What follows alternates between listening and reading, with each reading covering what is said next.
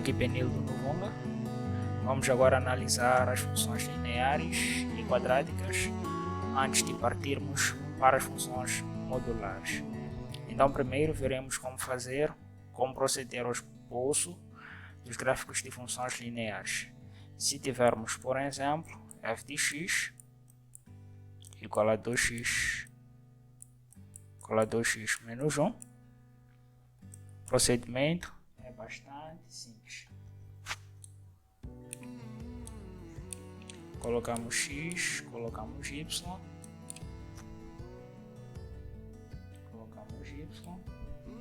e em seguida colocamos 0, 0.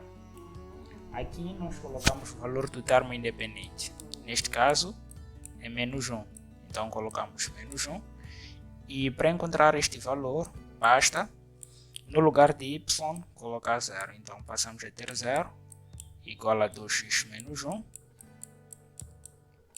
1 é negativo, passa para outro membro, fica positivo, então temos 1 igual a 2x, o 2 está a multiplicar, passa para outro membro, vem dividir, então passamos a ter 1 sobre 2 igual a x, então aqui teremos 1 sobre 2, daqui podemos traçar o gráfico, temos o y, temos o x e representamos os dois pontos. O primeiro é o menos 1 e o outro é 1 sobre 2.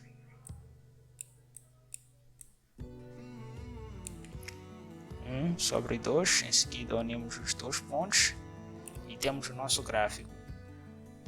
Então podemos dar um outro exemplo se tivermos aqui de x igual a 3x menos 6. Fazemos o mesmo procedimento, x, y, colocamos 0, o outro 0, aqui o valor do termo independente, menos 6, então colocamos o menos 6, e depois igualamos a nossa expressão a 0. O menos 6, ou seja, negativo, passa para o outro lado, fica positivo, então temos 3x igual a 6. O 3 está a multiplicar o x, passa para o outro lado, fica a dividir. Temos 6 dividido por 3, 2. Então já temos os dois pontos, podemos traçar o nosso gráfico.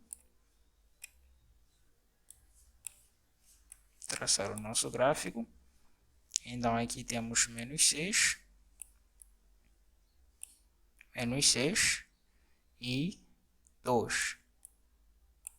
Aqui temos y, temos x, e em seguida unimos os dois pontos. Sei que os gráficos estão tortos, mas no final da aula usaremos uma ferramenta para análise de funções, então teremos os gráficos um pouco mais visíveis. Então aqui é só para que se compreenda o procedimento do esboço de funções lineares. Então se tivermos um outro exemplo, f de x igual a 4ax menos 6,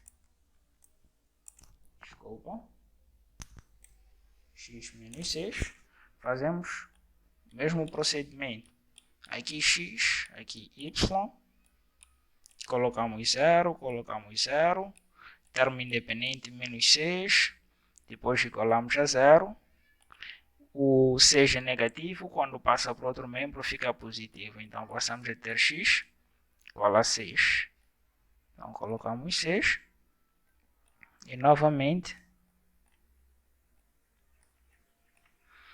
aqui temos menos 6 para o y, temos o menos 6 e temos 6. Então temos o x, temos o y, traçamos o nosso gráfico e tem que passar pelos dois pontos. Então essa aqui é a nossa função f de x. Usando a ferramenta GeoGebra para o esboço de funções, vou só apagar as funções que nós já temos e eliminar os gráficos que já foram aqui traçados. Então, vamos começar a traçar os gráficos das nossas funções. O primeiro gráfico era da função 2x menos 1. 2x menos 1. Então, aqui temos 2x menos 1. Temos aqui o gráfico da nossa função. Então, temos aqui o coeficiente angular, que no nosso caso é 2. E esse valor dita a inclinação deste gráfico em relação à horizontal, que é representada com a cor azul. Quanto maior for o valor do coeficiente angular, o valor que multiplica o x, maior será a inclinação do gráfico em relação à horizontal. Então, coloquemos aqui, por exemplo, 3x menos 1. 3x menos 1. Então, temos uma reta que passa por menos 1, com uma inclinação ligeiramente maior que a inclinação do gráfico anterior. Se formos a colocar uma outra reta, 4x, dessa vez 4x menos 1, então temos um outro gráfico, dessa vez com a cor laranja, com uma inclinação maior do que a dos outros gráficos. Se eu for a colocar 2x menos 1, será um gráfico, desculpa, já tínhamos o 2x menos 1, então o gráfico sobrepôs. Se formos a colocar x menos 1, então temos um outro gráfico com uma inclinação menor do que a inclinação de todos os outros gráficos, porque tem menor coeficiente angular. Então, o coeficiente angular é um parâmetro importantíssimo nas funções lineares, pois o coeficiente angular vai ditar se as retas serão paralelas, perpendiculares. O coeficiente angular é determinado fazendo tangente do ângulo. O coeficiente angular é um parâmetro importantíssimo nas funções lineares, dita se duas retas serão paralelas, perpendiculares ou concorrentes. Se tivermos duas funções, a primeira chamemos de f de x,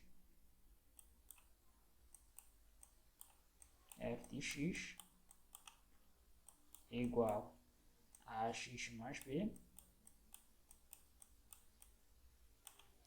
e g de x igual a 6x mais d. Então, essas funções serão paralelas caso tenham o mesmo coeficiente angular, isto é, caso A seja igual a B.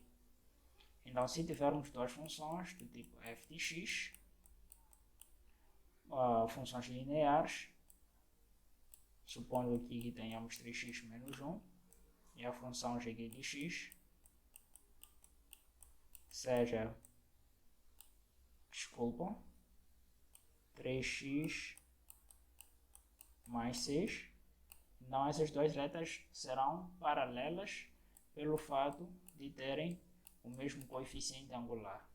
Vamos aqui representar as duas funções, vou só tirar os gráficos das funções anteriores, só para não atrapalharem. Então, temos o primeiro gráfico, que é 3x menos 1, 3x menos 1. Temos aqui o nosso gráfico. Se tivermos a outra função, igual a 3x mais 6, 3x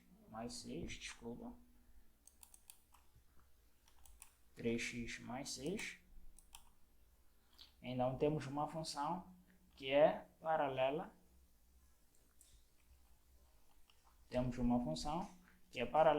à função anterior, pelo fato de as duas funções terem o mesmo coeficiente angular. Vamos colocar a terceira função, 3x menos 7. Então, novamente, temos um gráfico com o coeficiente angular igual a dos restantes dois, e por isso os três gráficos são paralelos porque têm o mesmo coeficiente angular.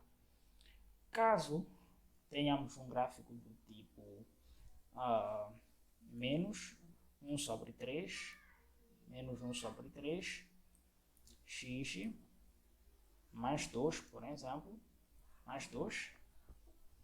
Notamos que esse gráfico é perpendicular aos 3 primeiros gráficos. Isso acontece por causa do coeficiente angular. Nos casos em que nós temos o produto dos dois coeficientes angulares a serem iguais a 1, as duas retas serão perpendiculares. No caso, tínhamos 3 e menos 1 sobre 3. O produto de 3 e menos 1 sobre 3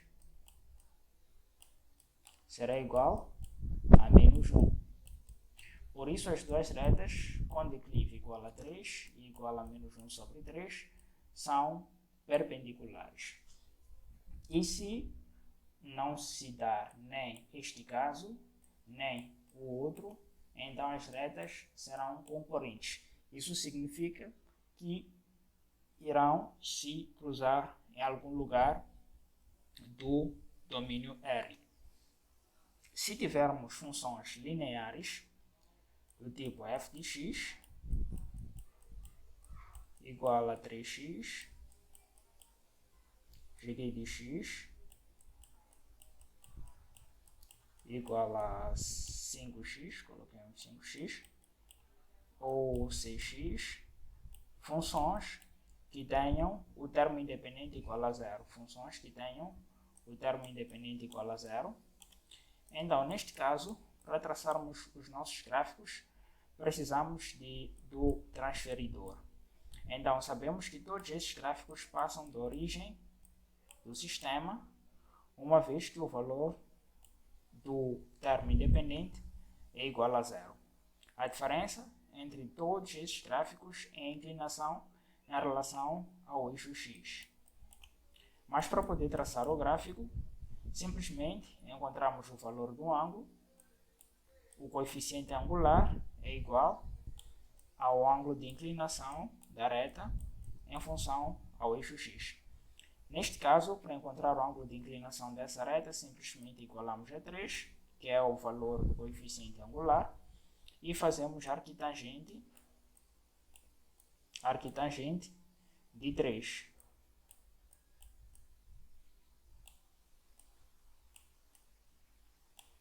Fazemos arquitangente de 3 e em seguida teremos o valor do ângulo e fazemos a representação do ângulo.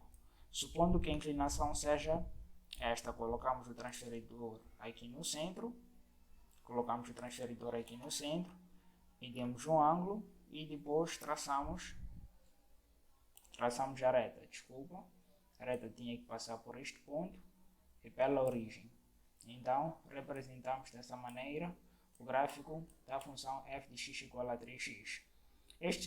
Para termos este gráfico, seguimos o mesmo procedimento, neste caso arquitangente de 5, temos um ângulo e representamos o gráfico, representamos o gráfico. Então, este é o 5x. O y, o 6x, eventualmente viria assim. Eu sei que tem que ter uma inclinação maior do que 3x e 5x. Então, 6x viria mais ou menos por aqui. E esse é o valor do ângulo alfa. Graças pela atenção. Essa foi a aula das funções lineares. A próxima será relativa às funções quadráticas e logo em seguida veremos as funções modulares. Graças pela atenção e hasta la próxima.